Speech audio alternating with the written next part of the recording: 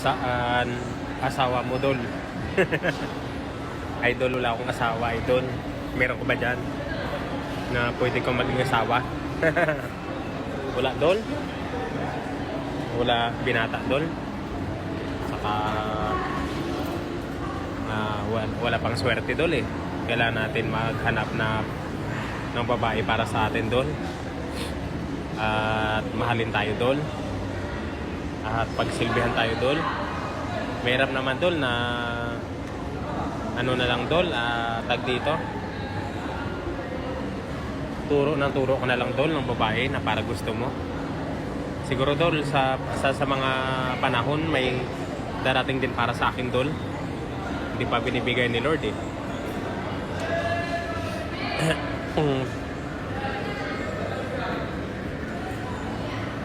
So malay mo, Sondol, bigyan tayo ng ng girlfriend na para sa atin, Dol. Di ba? Sa ngayon kasi, Dol, wala pa talaga, Dol, eh. Wala pang binibigay sa atin. Malay mo, Sondol, mabigyan tayo ng